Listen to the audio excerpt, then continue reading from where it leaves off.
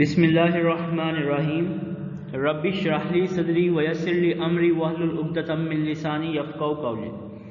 अस्सलामु अलैकुम वरहमतुल्लाहि वबरकातुहू। प्यारे बच्चों, उम्मीद है आप सब लोग खैरियत से होंगे। आज का हमारा टॉपिक है आयंस। आयंस के बारे में आप पिछली क्लासेस में पढ़ चुके हैं। आयंस की डेफिनेशन है आयन इज एन एटम और group of atoms having a charge on it. Ion एक एटम या कोई ऐसा ग्रुप ऑफ एटम्स हो जिसको हम मॉलिक्यूल कहते हैं, यानी कि किसी एटम के ऊपर या फिर किसी मॉलिक्यूल के ऊपर अगर कोई चार्ज होगा तो हम उसके कहेंगे कि ये एक आयन है। ठीक है। चार्ज का आपको पता है कि there are two types of charges, positive charge and negative charge. Charges में भी पॉजिटिव और negative. There are two types of ions which are cations and anions. Charge की बेस पर आयंस की दो टाइप्स होती हैं जिनको हम कहते हैं पॉजिटिव आयंस और नेगेटिव आयंस। पॉजिटिव आयंस के लिए हम कैटायन का वर्ड इस्तेमाल करते हैं और नेगेटिव आयंस के लिए हम एनायंस का वर्ड इस्तेमाल करते हैं। डेफिनेशन है कैटायन की, एन एटम और group of atoms having positive charge on it is called cation. अगर किसी एटम के ऊपर या फिर किसी ग्रुप ऑफ एटम्स के ऊपर पॉजिटिव चार्ज होगा तो हम कहेंगे कि ये एक कैटायन है।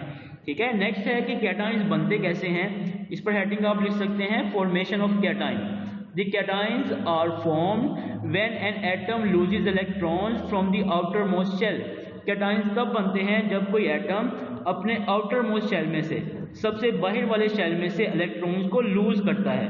ठीक है। तो उससे क्या होता है कि वो एटम क्योंकि इलेक्ट्रॉन लूज किया है तो उसका नेगेटिव चार्ज कम हो जाता है, इस वजह से उसके ऊपर पॉजिटिव चार्ज आ जाता है जिसको हम कहते हैं कि ये कैटायन है। एग्जांपल्स दी हुई हैं। फॉर एग्जांपल Na+ यानी कि sodium ion, K+ potassium ion are cations. The following equation shows the formation of cations from atoms. ये जो इक्वेशंस दी हुई हैं इससे हमें पता चलता है कि कैटायन कैसे बनते हैं। फॉर एग्जांपल हाइड्रोजन एटम है तो हाइड्रोजन एटम क्या करता है कि अपना एक इलेक्ट्रॉन लूज कर देगा हाइड्रोजन+, तो फिर उसके ऊपर हाइड्रोजन पर पॉजिटिव चार्ज आ जाएगा और उसमें से इलेक्ट्रॉन जो है वो रिमूव हो गया, अलग हो गया। इसी तरह सोडियम एटम को अगर हम देखें तो सोडियम के पास टोटल 11 इलेक्ट्रॉन्स होते हैं। सोडियम क्या करता है, अपना एक इलेक्ट्रॉन लूज कर देता है तो उसके ऊपर पॉजिटिव चार्ज आ जाएगा। ठीक है। तो आयन को हम पॉजिटिव साइन के साथ लिखेंगे। एक इलेक्ट्रॉन लूज किया है तो +1 इसके ऊपर चार्ज है और एक इलेक्ट्रॉन इसमें से रिमूव हो गया। कैल्शियम एटम को देखें तो कैल्शियम अगर अपने 2 इलेक्ट्रॉन लूज करेगा तो उसके ऊपर +2 चार्ज आता है और 2 इलेक्ट्रॉन उसमें से रिमूव हो जाते हैं। इस तरह क्या होता है कि एटम जब अपने इलेक्ट्रॉन्स को लूज करते हैं तो उनके ऊपर पॉजिटिव चार्ज आ जाता है, उनको फिर हम क्या कहते हैं, कैटायन। नेक्स्ट है नेगेटिव चार्जेस वाले एटम्स जिनको हम कहते हैं एनायंस। एनायन की डेफिनेशन है एन एटम और group of atoms that have negative charge on it is called anion. किसी एटम के ऊपर या फिर किसी मॉलिक्यूल के ऊपर अगर नेगेटिव चार्ज होगा तो हम कहते हैं कि ये एक एनायन है। नेक्स्ट हम देखते हैं कि एनायन कैसे बनते हैं। Formation of anion. Anion is formed by gaining or addition of electrons to an atom. अगर कोई एटम इलेक्ट्रॉन हासिल करता है, गेन करता है, या फिर उसमें कोई इलेक्ट्रॉन ऐड हो जाए, एक ही बात है दोनों, तो उसको हम कहते हैं कि वो एक नेगेटिव चार्ज बन गया है और नेगेटिव चार्ज के लिए हम एनायन का वर्ड इस्तेमाल करते हैं। ठीक है। फॉर एग्जांपल Cl- यानी कि क्लोरीन एटम अपना एक इलेक्ट्रॉन गेन करता है तो उसके ऊपर नेगेटिव चार्ज आता है जिसको हम कहते हैं chloride ion.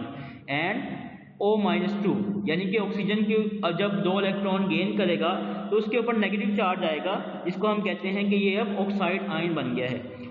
Following examples show the formation of anion by addition of electrons to an atom. नीचे जो एग्जांपल्स दी हुई हैं इससे हमें पता चलेगा कि नेगेटिव आयंस कैसे बनते हैं। ये हमारे पास एक क्लोरीन एटम है। क्लोरीन एटम जब एक इलेक्ट्रॉन इसमें ऐड हो जाएगा, क्लोरीन +1 इलेक्ट्रॉन, तो इसके ऊपर नेगेटिव चार्ज आ जाएगा। ठीक है। तो प्रोटॉन तो इसके अंदर सेम थे, क्या हुआ है कि इसके अंदर एक इलेक्ट्रॉन एक्स्ट्रा आ गया है जिसकी वजह से इसके ऊपर नेगेटिव चार्ज होता है। Next oxygen atom 2 electron gain करता है तो ऑक्सीजन एटम के ऊपर -2 चार्ज आ जाता है। पेज नंबर 15 के ऊपर टेबल है 1.7। टेबल 1.7 में डिफरेंस बताया है एटम और आयंस के दरमियान। तो फर्स्ट पॉइंट है atom is the smallest particle of an element. Atom हम किसी भी एलिमेंट के सबसे छोटे पार्टिकल को कहते हैं। ये आप पिछली क्लासेस में भी पढ़ चुके हैं। आयन किसको कहते हैं? Ion is the smallest unit of an ionic compound. एक आयोनिक कंपाउंड का जो सबसे छोटा यूनिट होता है उसको हम आयन कहते हैं। आयनिक कंपाउंड्स के बारे में हम पहले डिस्कस कर चुके हैं कि जब पॉजिटिव और नेगेटिव आयंस बनते हैं उनके आपस में कंबाइन होने से जो कंपाउंड बनेंगे उनको हम कहते हैं कि ये आयोनिक कंपाउंड है। ठीक है, तो आयोनिक कंपाउंड का जो सबसे छोटा पार्ट होता है उसको हम कहते हैं कि ये एक आयन है। सेकंड पॉइंट है एटम्स इट कैन और can not exist independently and can take part in a chemical reaction. जो एटम है वो अकेला रह भी सकता है और अकेला नहीं भी रह सकता। अकेले रहने वाले एटम्स उनको हम कहते हैं नोबल गैसेस या नोबल एटम्स। ठीक है, जिस तरह हीलियम, नियोन, आर्गॉन, क्रिप्टॉन, ये एटम्स ऐसे होते हैं कि जिनके आउटर मोस्ट शेल जो हैं वो ऑलरेडी कंप्लीट होते हैं, तो ये एटम अकेले रह सकते हैं। बाकी जिन एटम्स के आउटर मोस्ट शेल कंप्लीट नहीं होते वो कभी भी अकेले नहीं रह सकते, उनको किसी दूसरे एटम के साथ या तो केमिकली या तो उसके साथ आयनिक कंपाउंड बनाएंगे या फिर वो कोवलेंट कंपाउंड बनाएंगे, वो अकेले नहीं रहते। ठीक है, इस तरह एटम्स जो हैं या अकेले भी रह सकते हैं और अकेले नहीं भी रह सकते। और अगर हम आयन को देखें, it can not exist independently, ion कभी भी अकेले नहीं रह सकते।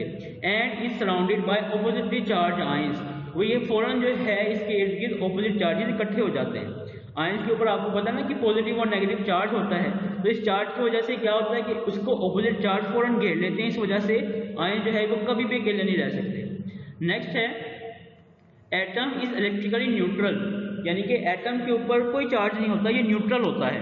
लेकिन ion it has a net charge, ion के ऊपर कोई चार्ज होता है आइदर नेगेटिव और पॉजिटिव, या तो उसके ऊपर नेगेटिव चार्ज होगा या उसके ऊपर पॉजिटिव चार्ज होगा। नेगेटिव चार्ज होगा तो हम कहेंगे कि ये एक एनाइन है और पॉजिटिव चार्ज होगा तो हम कहेंगे ये एक कैटाइन है। जबकि एटम के ऊपर कोई चार्ज नहीं होता। एटम के अंदर आपको पता है कि पॉजिटिव और नेगेटिव पार्टिकल्स यानी कि इलेक्ट्रॉन्स और प्रोटॉन्स हमेशा बराबर रहते हैं, इसलिए एटम जो है वो एक न्यूट्रल स्पीशी है। तो आज का आपका लेसन ये है कि इस टॉपिक के अंदर आपने तमाम डेफिनेशन जो हैं वो याद करनी है, उसके साथ formation of cation, formation of anion याद करना है, और उसके साथ आप टेबल नंबर 1.7 इसको अच्छे तरीके से याद करेंगे। जज़ाकुमुल्लाह खैरा। अस्सलामु अलैकुम व रहमतुल्लाहि व बरकातुहू।